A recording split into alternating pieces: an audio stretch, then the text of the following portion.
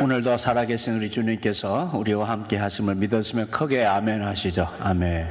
예배 시간에 말씀의 은혜가 되면은 고개도 끄덕끄덕 하시고, 그리고 아멘을 너무 졸랑스럽게 막 그렇게 분별 없이 하지는 마시고, 아멘 아멘 그냥 이렇게 그냥 예배 시간에 한 4번 6번 정도만 여러분이 아멘으로 이렇게 공감되시는 분은 이렇게 화답을 하시면 여러분도 은혜가 되시고 또 우리 모두도 은혜 받는 일에 더 유익하게 될 줄로 믿습니다. 요즘 매미 소리가 한창입니다. 공원길을 이렇게 걸어오면은 참 하나님께서 지으신 만물이 아름답다. 저 매미 소리 하나에서도 하나님의 섬세하신 그 창조주 하나님의 솜씨가 느껴집니다. 그런데 매미가 이렇게 공길 보면은 매미가 벗어놓고 간 허물, 지몸 그대로 껍데기를 벗어놓고 나무에 올라가서 지금 열심히 울고 있잖아요. 그 껍데기를 이렇게 보게 됩니다. 그래서 매미의 일생을 이렇게 생각을 해봅니다. 매미가 되기 위해서는 7년 동안 그 애벌레로 군뱅이로 땅속에서 생활을 하다가, 그리고 땅 밖으로 나와서는 7일에서 20일밖에 살지 못한다고 하죠. 우리가 여름마다 이때마다 듣는 그 매미 소리를 내기 위해서 한평생을 준비하고 반짝 빛나다 삶을 마감하는 것이죠. 수컷 매미가 목청껏 울어서 짝짓기에 성공하고 매미의 알은 나무 줄기 속에 있다가 다음에 6, 10월이 되면 유충이 됩니다. 유충이 되면 땅속으로 들어가서 5년에서 7년 동안 군뱅이로 지내게 되는데, 그동안 매미는 4차례나 몸을 바꿔요. 변태를 하게 됩니다. 매미가 거듭나는 거죠. 마지막 거듭나는 게 껍데기 벗고 성충이 되어서 이제 이렇게 나와서 7일에서 20일 동안 열심히 울다가 살다가 그렇게 생을 마치게 됩니다. 그렇게 긴 세월 군뱅이의 삶을 잘 버티고 나면 땅에서 나와서 나무에 매달려 매미로 변화되어서 그렇게 짝짓기하고 생을 마감을 하는 매미. 그 생애 중에 꼭 성충 매미로서의 7일에서 20일 동안의 삶만 그 매미에게 있어서 의미 있는 삶일까? 저는 그렇게 생각지 않습니다. 창조주 우리 하나님께서 매미를 만드실 때에 그 매미가 해야 되는 일은 땅속에서 열심히 7년 동안 사는, 애벌레로서 열심히 7년 동안 사는 것도 하나님의 창조의 섭리 속에 의미 있는 그 매미의 일생인 거예요. 그런데 그 중에 4번이나 변태, 거듭나는, 변화되어지는 그런 하나님의 섭리 가운데 그 매미는 그렇게 자기의 사명을 다하다가 일생을 마치는 거죠. 우리 하나님은 우리에게 향하신, 인간에게 향하신 뜻을 가지시고 계획을 가지시고 우리 사람을 지으셨단 말이에요. 사람을 지었는데 우리 사람은 이게 잘못 변태가 돼가지고 잘못 바뀌어져 가지고 하나님을 표반하고 하나님을 떠나서 살고 죄 가운데서 살고 죄악의 열매를 먹고 살다가 멸망으로 그 인생을, 지옥의 형벌로 그 인생을 마치는 비참한 변태를 거듭하는 거예요. 예? 죽음을 향한 변태를 거듭하는 거예요.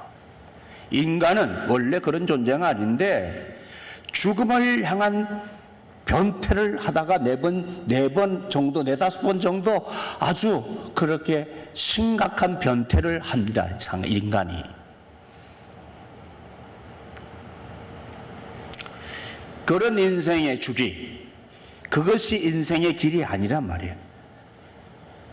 그런 인생, 죽음을 향해서 계속해서 변화되어지는 인생이 아니라 주님은 우리에게 생명의 길에 대해서, 영원한 삶의 길에 대해서 인간은 바뀌어야 된다는 사실을 말씀해 주시죠.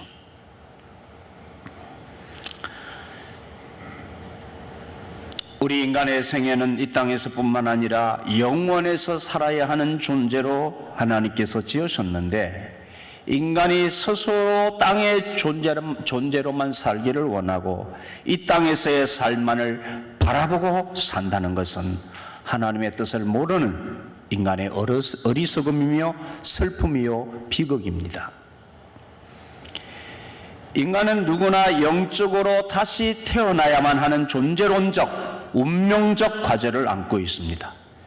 이 문제를 해결하지 않는 한 그 사람은 이 세상에서도 온전한 삶을 살 수도 행복할 수도 없습니다.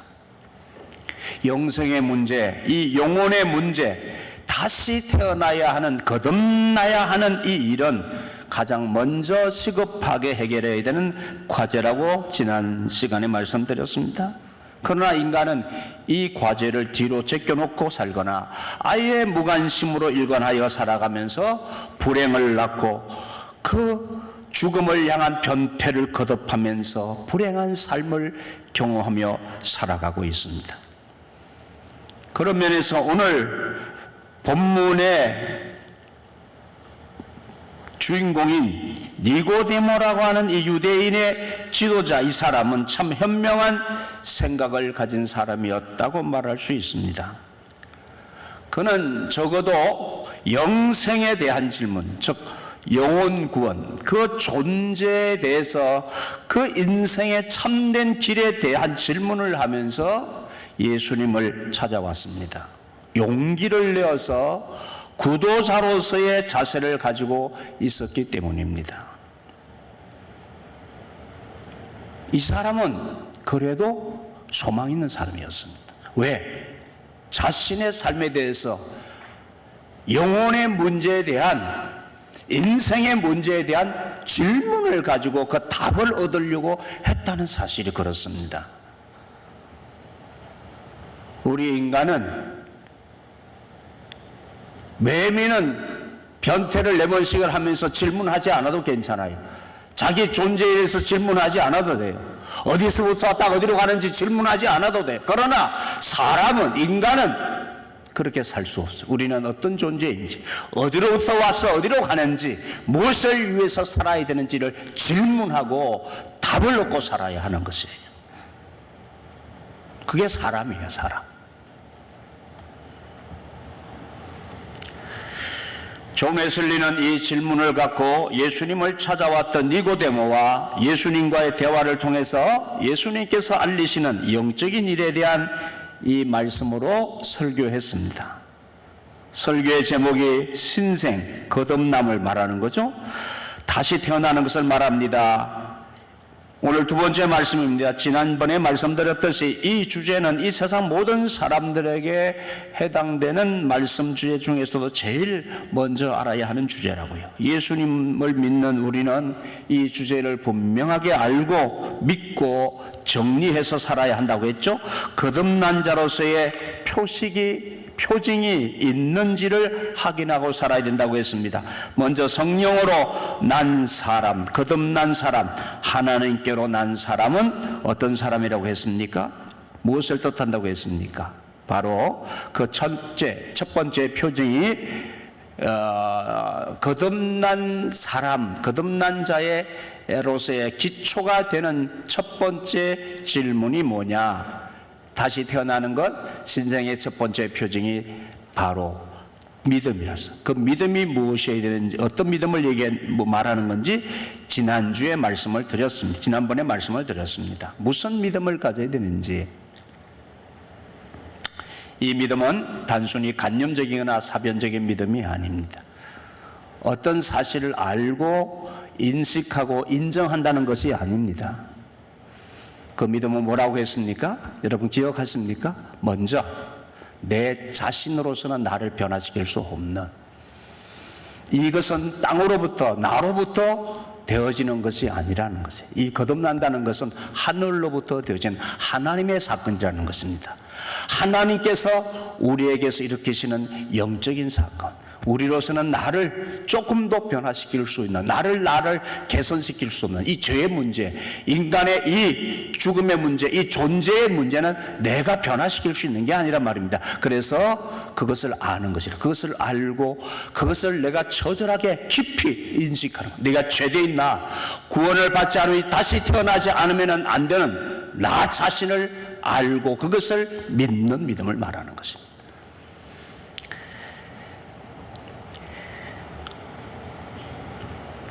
이제 이어서 살아있는 믿음, 거듭난 하나님의 자녀가 되어지면은 나타나는 또 하나의 표식이 있는데, 그게 뭐냐? 열매가 있는데, 믿음의 열매가 두 가지 있다. 두 가지. 첫 번째, 믿음의 직접적이고 지속적인 열매는 죄를 이기는 능력입니다.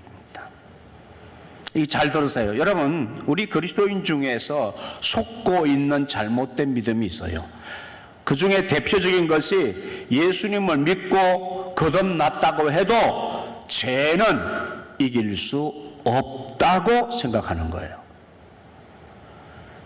그래서 인간은 예수 믿어도 죄를 지을 수밖에 없다는 이상한 믿음을 가지고 사는 사람들이 많습니다. 잘못 배운 것에 근거한 생각이죠. 이것은 사탄의 속임수 중에 하나입니다. 웨슬리는 말합니다. 분명하게 말합니다. 거듭난 사람은 모든 종류의 외적인 죄, 이 외적인 죄라는 것은 악한 말과 행위를 이길 수 있게 된다는 것입니다. 예수 믿고 거듭난 사람은 죄를 이길 수 있어요. 죄를 이기게 되는 능력을 받는 거예요. 그 능력이 오는 거예요. 그 죄를 이기는 능력에 먼저 그 모든 종류의 외적인 죄, 악한 말과 악한 행위를 이길 수 있게 된다는 거예요. 십자가에 뿌려진 예수님의 이 보혈 피의 능력이 우리를 악하고 죽은 행실에서 벗어나게 해주기 때문입니다. 예수 믿으면 예수 생명이 우리 안에 들어오면 예수 생명의 이 보혈의 능력이 죄를 이기게 하는 능력이란 말입니다. 예수 믿었는데도 죄를 못 이겨. 예수 믿고 사는데 맨날 옛날하고 똑같아. 그건 예수 믿는 게 아니에요. 그 예수 바로 믿은 게 주님과의 바른 인격적인 관계가 맺어진 게 아니라고 합니다. 예수를 믿으면 예수님의 능력이 우리 가운데, 보혈의 피의 능력이 이 죄를 이기는 권세예요. 그래서 우리가 주님 안에 살면 죄를 이기게 되어진다고요. 아멘. 나는 이제 끄떡끄떡도 하시라니까. 예? 내가 봐도 나는 죄를 못 이기는 것 같은데, 난 자꾸 예수 믿어도 자꾸 죄를 짓는 것 같은데, 이래서 여러분이 지금 고개를 까우뚱까우뚱 하실 수 있어요. 잘 들으셔야 돼요. 외적인 죄뿐만 아니라 이 외적인 죄는 내적인 죄로부터 나오는 거예요. 그래서 예수님이 동기의 죄에 대해서 말씀하셨거든요. 동기의 죄, 그 마음에 있는 그 마음 속에서 더러운 것이 나온다고. 이게 내적인 죄를 말하는 거죠. 우리의 믿음이 모든 불경건한 정욕과 성품으로부터 마음을 정결하게 해주기 때문에, 다시 말해 우리 안에 예수 보혈의 능력이, 주님의 그 은혜와 사랑이, 하나님의 그 거룩함이 우리 안에 들어오기 때문에 예수 믿으면 이제 내적으로 우리가 불경건한 정욕과 성품으로부터 우리의 마음을 정결하게 해주기 때문에 외적으로 죄를 안 짓는 열매를 맺게 되어져 있는 것은 당연한 얘기인 거예요. 여러분, 우리는 압니다. 우리는 과거에는 죄의 종이었단 말입니다. 죄의 종이었다는 말은 죄를 이길 수 없는, 죄에 끌려다니는 사람들이었다고 말입니다. 그러나 이제는 죄에서 해방되어 의의 종이 되었습니다 라고 웨슬리는 말합니다.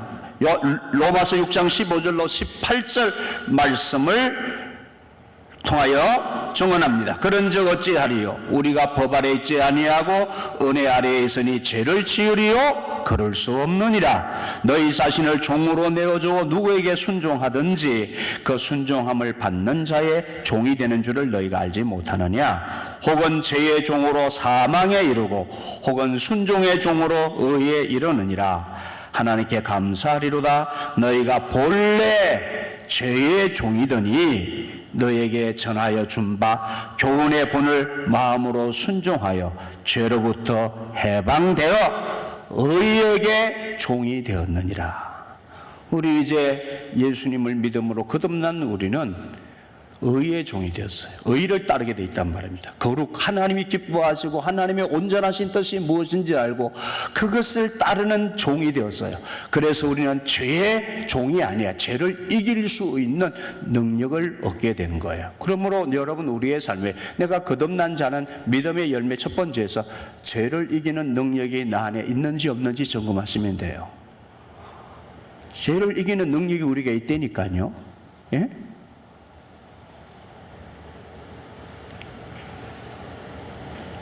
죄를 이기는 능력이 있는 그런 예수 왜 믿어요? 예? 예수 믿어도 죄 지을 수밖에 없다. 아니, 죄를 전혀 안 짓는다는 건 아니고 죄를 이길 수 있게 되어진다니까요. 아멘? 죄를 덜 짓고 덜 짓고 덜 짓다가 나중에는 죄와 상관없는 자로 살아갈 수 있다는 것이 웨슬리의 완전이에요. 완전해요. 아멘입니까? 죄를 이길 수 있는 능력을 말하는 거예요. 죄를 전혀 짓지 않는 존재로 영화의 몸으로 바뀐 게 아니라 이 세상에 육신의 연약함도 있고 죄의 유혹도 있는데 잘못하면 죄에 빠질 수 있어요. 죄를 지을 수 있어요. 그러나 죄를 지을 수 있음에도 불구하고 죄에 빠질 수 있음에도 불구하고 그러한 죄를 이길 수 있는 능력이 우리 안에 주어졌다 그 말이에요. 아멘. 그런데 우리는 자꾸 속는 거예요. 누구한테 잘못 배워가지고 사람이기 때문에 인간 예수 믿어도 죄를 지을 수밖에 없어, 이렇게 잘못 배운 거죠. 잘못 배운 거예요. 그러니까 계속 죄짓고 합리화하고 죄짓고 합리화하고 맨날 죄에서 벗어나지 못하는 죄의 종로로서 예수 믿기 이전에 그 삶을 계속해서 살아가고 있는, 그러면서 다 괴롭고 자유하지 못하고 죄에 끌려 돌아다니면서 늘 하나님과의 관계 속에서 양심이 끔찍하고 이렇게 살고 있잖아요. 자유가 없어. 자유가 여전히 죄의 종로로 타고 살기 때문에.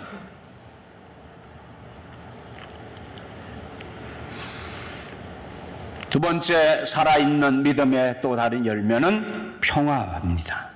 믿음으로 의롭게 되었고 우리의 죄가 깨끗하게 씻겼기 때문에 우리 주 예수 그리스도로 말미암아 우리는 하나님과 평화를 누려요. 주님은 돌아가시기 전 날 밤에 제자들에게 분명하게 말씀하셨죠. 나의 평안을 너희에게 주노라. 내가 너희에게 주는 평안은 세상이 주는 것 같지 아니하니라. 너희는 마음에 근심하지도 말고 두려워하지도 말라. 우리는 주님 믿고 우리에게 믿음 안에서 살아가는 우리에게 하나님께서 간증할 수 있는, 증거할 수 있는, 내가 하나님의 자녀가 되었다고 하는 내 안에 내적인 증거를 주셨죠. 그게 평화예요. 평화. 세상이 줄 수 없는 평화예요. 그래서 우리가 하나님 앞에 그 평화, 내가 평화를 누리고 사는 내 삶에 대해서 날마다 이 평화를 주신 주님께 찬양하잖아요. 찬송하잖아요. 크고 놀라운 평화가 내게 있네. 이 세상에는 없는 평화. 할렐루야.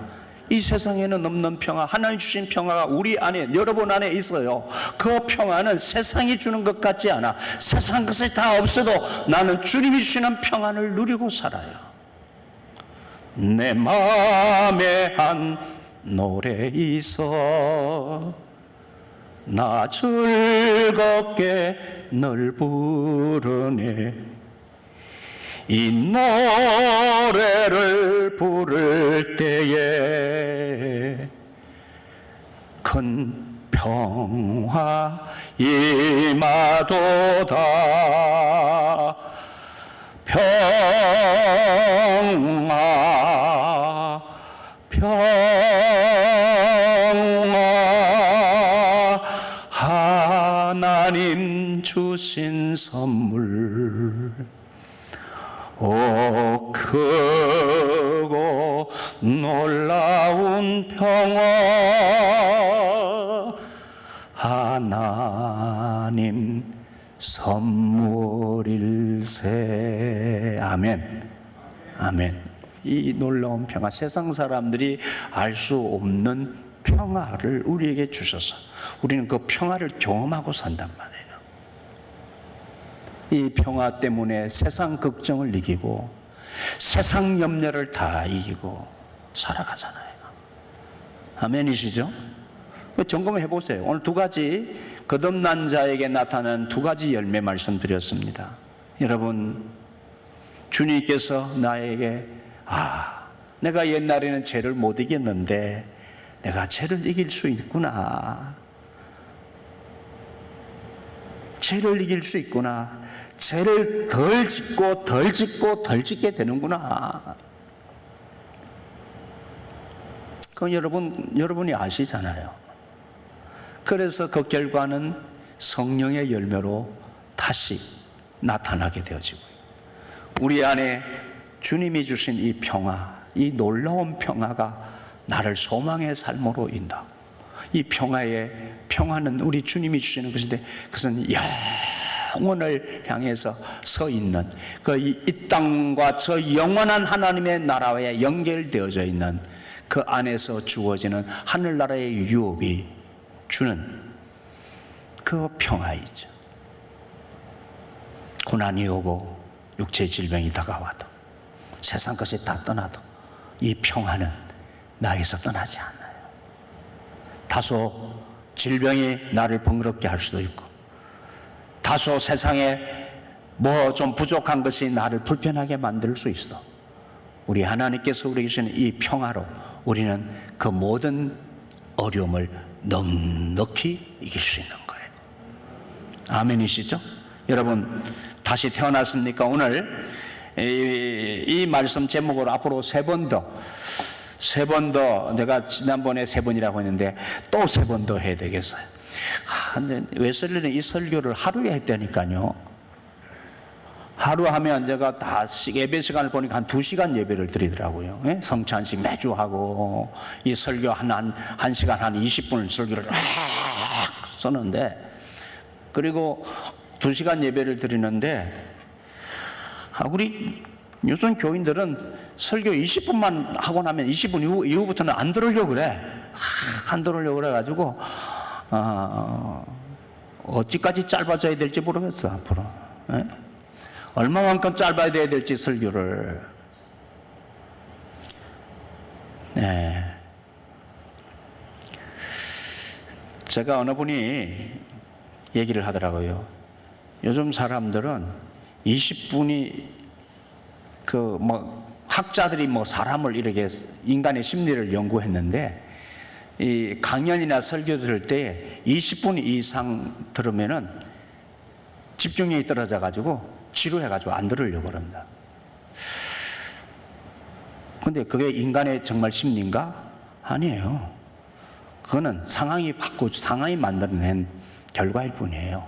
아니, 웨슬리 시대 사람하고 우리 다 똑같은 사람인데, 우리는 지금 다른 거 들릴 게 너무 많아가지고 그게 익숙해져가지고 자꾸 설교 듣는 집중력, 영상 시대가 돼가지고 자꾸 그냥 짧은 거 광고도 15초짜리 이상은 안 보잖아.